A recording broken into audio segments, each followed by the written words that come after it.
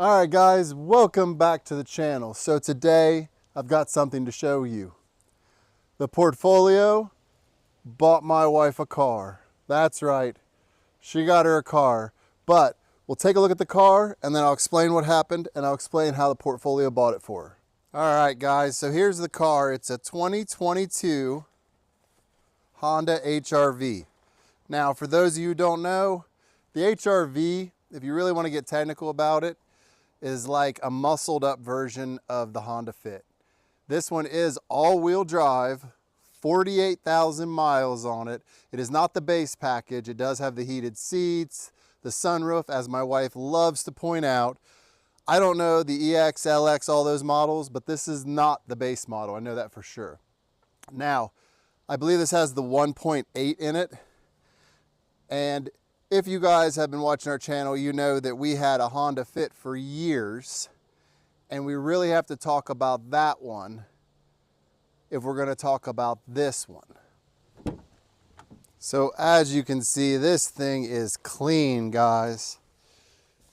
We come in here, it's got the screen, it's got nice seats. There's actually a lot more room in this car than you would expect, especially in the very back. So as I said, look at that back, guys. Those seats fold down and this all turns flat. I mean, that's a good amount of cargo room. I don't know if you guys can pick it up on camera, but if you fold that down and push them seats forward, we could almost camp in this thing. So the other thing I have not gotten used to yet is this is push to start. So you push it, it wakes up, and then you push the brake plus push the button and it starts up, which is really crazy, and everything just comes to life.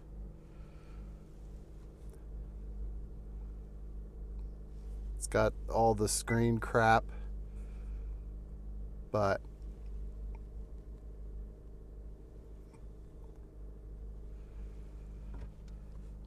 so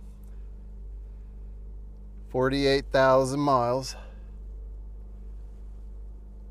I mean, it's got all the steering wheel controls. It's a pretty nice little car. Nothing fancy. All right, so now we have to talk about why we are here with a new car. So for those of you who don't know, I had a 2012 Honda Fit I bought back in about 2020 at the end of the year. I paid $6,700 for it out the door. Day after I had it, it broke down because the stupid Kia dealership I bought it from put the wrong plugs in. So it had to go in the shop. And that was an issue going forward because the threads were messed up. So I'd have to, like, every 6 months to a year, tear it all apart, pull the coil pack off, tighten it down. But that was the only real maintenance I ever had to do to that car, ever. All right. So I would change the tires and I would rotate them and they would get 60,000 out of a 50,000 mile tire. It was weird. The little Honda Fit was absolutely perfect. I did synthetic oil changes myself. We didn't have to put any money in that car after that, ever. But unfortunately, here in 2025 at the end of the year, Missy hit a deer doing about 50 miles an hour on a local highway, well, 664, and obliterated the car, okay?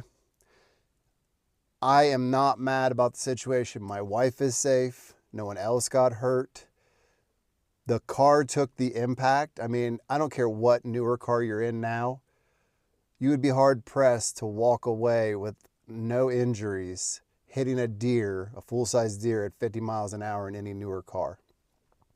So we also have to understand that she was using that car to make money doing gig work. Now, I used it, and then she started using it for DoorDash, Walmart Spark, all these things. That car made $127,000, we're sure of. There may be more. But it also drove us to Myrtle Beach for our first vacation with some of our friends down there. It drove us to like Kings Island, Cedar Point. We drove it all around town. So we used it a lot. And we made a butt ton of money off of it, honestly. So when it came time to, having to replace it, we had a decision to make. Did we go cash, or did we finance something? Did we buy a car for her to just beat up and run around in? Or did we replace the car with a newer car and then use her CRV to go out and deliver in to keep making money? So after a lot of talk and a lot of deciding, where we live, the road pretty much turns to ice all winter. So the Honda Fit would only get out every time it thawed, or we'd have to park it down in town and constantly be moving it. So the first thing that we said was whatever we got, we wanted to get four-wheel drive or all-wheel drive, just for making life easier. Then after a lot of discussing, I was looking at our cash reserves, and I probably could have spent about $15,000 to get her a vehicle. Now, if I spent that 15 grand, I would not have the cash reserves to be able to keep going with the tiny house and stuff, because I buy a lot of stuff off Facebook Marketplace, or different people have different materials for sale and I get them way cheaper than buying them in the store. So what we ended up deciding is we're going to use her CRV to continue delivering with. It already has 120 or 150,000 miles on it, and bought this for literally just for us to go to town, to travel, things like that. Just a more reliable car that gets good gas mileage, but is still all-wheel drive. Now, we paid $22,000 for this thing, okay? And then I went round and round with the salesman and ended up getting it beat down to $2,500. We have a bumper-to-bumper, zero deductible powertrain warranty on this, up to 150,000 miles or 4 years, whichever comes first.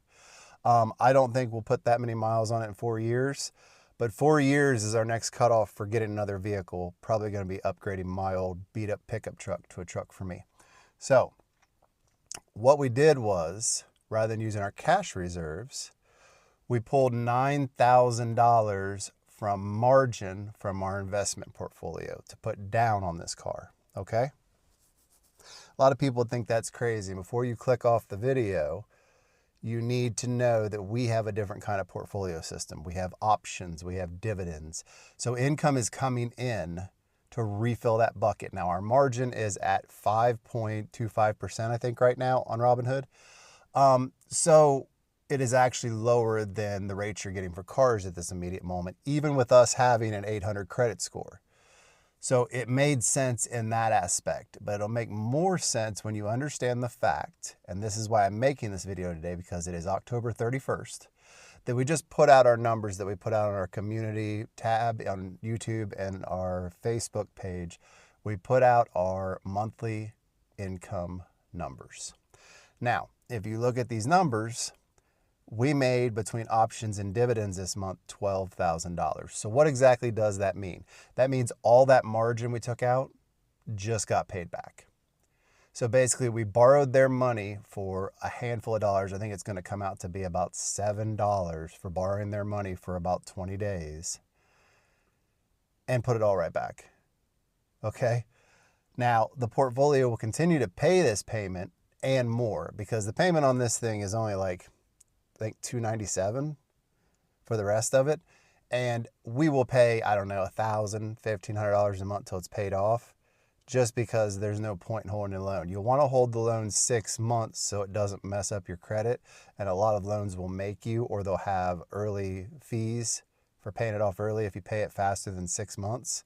So you always want to keep it that way, because it also helps your credit. It'll ding it at first, but every payment you put in will raise it back up. Not that we really need our credit score, because we have so many different ways that we can do things, but it's nice to keep an eye on it. Now, if you go back and look at our books, we're making somewhere between $9,000 and $12,000 every month consistently through this year that we've been living off our portfolio, pretty much exclusively.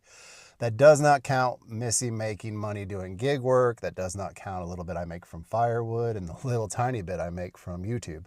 But we put all those numbers up to share them on the community post so that we're being transparent with you guys.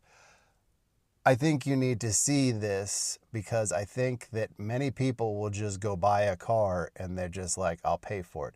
We've created incomes to pay these bills for us. We don't have to work. We choose to work. We choose to continue to grow our wealth.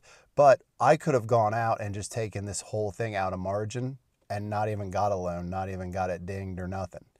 Right now, I'm in a position where it makes sense to do it the way we did, because now we're borrowing somebody else's money and we won't end up paying all that interest on it because we'll pay it off in 6 months. But my wife is extremely happy. My portfolios are happy because they're all paid back now.